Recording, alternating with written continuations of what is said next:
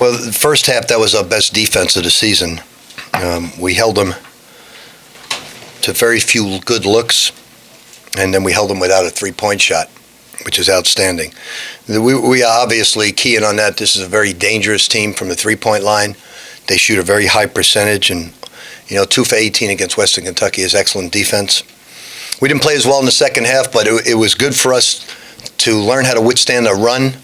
Last year at this time, we'd get it to 10, they'd get it to 2 or 4, and it'd be life and death, and we didn't let that happen because we're pretty good on offense.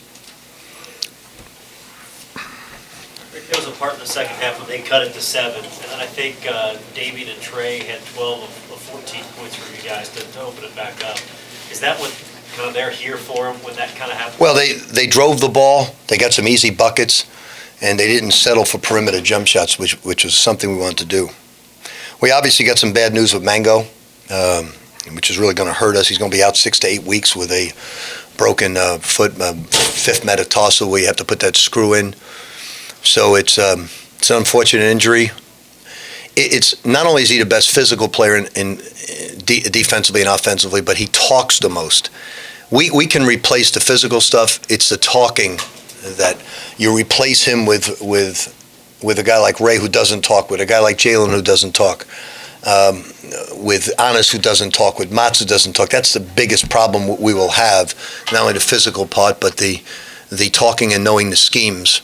But that's something. The one good thing is we've got some depth, and hopefully Anis will be back for the Minotti Classic as well as Dang.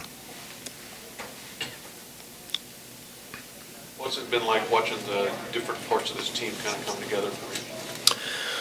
Well, I was very concerned about this game because this team offensively, their power forward's a terrific basketball player, Justin Johnson.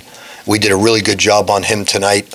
We're still having a tough time to learn. Like, we played multiple defenses tonight, multiple presses.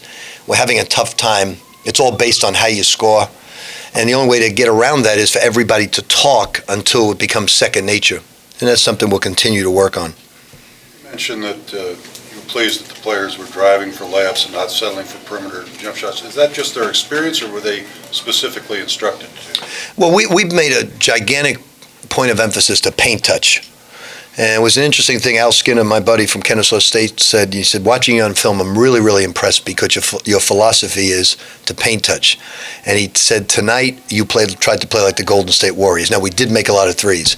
He said, if you don't play like the Golden State Warriors, and that's not a knock on them, he said, I think you're going to be a very good basketball team. If your philosophy is to go inside and drive, and then if you go inside to out, that's perfect, because then your rebounders are in play. But when you go down, you just shoot a jump shot, and your rebounders are coming down the floor, you better shoot 50, 60%, or it's one and done. What did you like in particular in that first half from defense? I just thought we played great defense, the way we played the low post, the way we contained, the way we rotated, the way we rebound. When a team shoots 33% and only has 3 offensive rebounds, you're doing, and no threes, you're doing everything correct. That was a great defensive performance. And the second half, the good thing is they made their run. You all remember how many times last year the team would come back in the second half and it would be life and death to win the game. And they withstood their run and came back and made some really good offensive plays.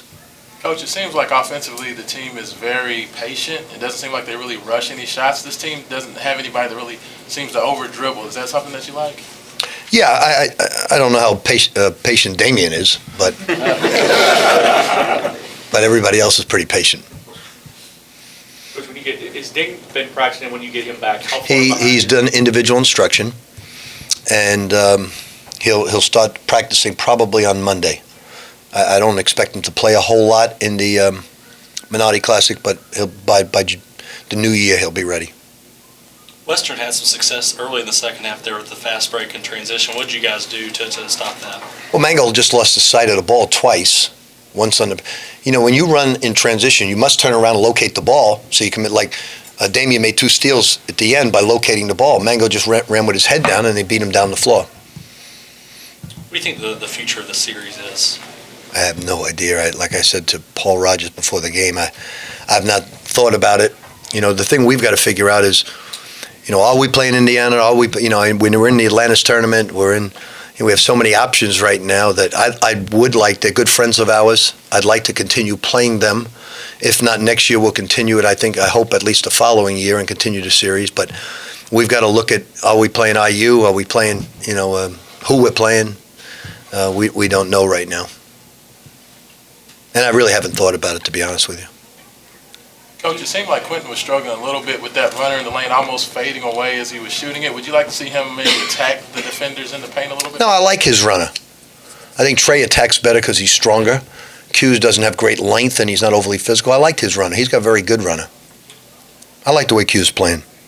How much has Q and Trey improved playing together? That was a concern early in the season, them making other people better when they're on the court together.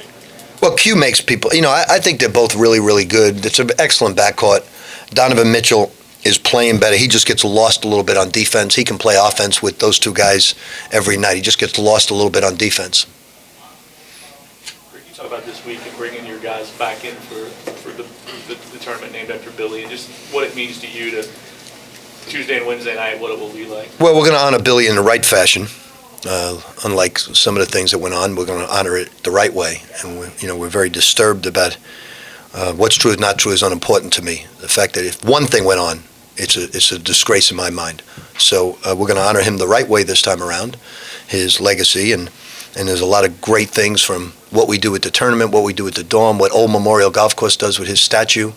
There's so many great things that help the people that lost loved ones in 9/11 from what happens in New York to what happens here. So we're going to do it the right way. And we have everybody coming back who has a part of us. Mark Pope knew Billy, and Kareem and Kevin Keats were part of a championship team. Anything else? Thank you. Great.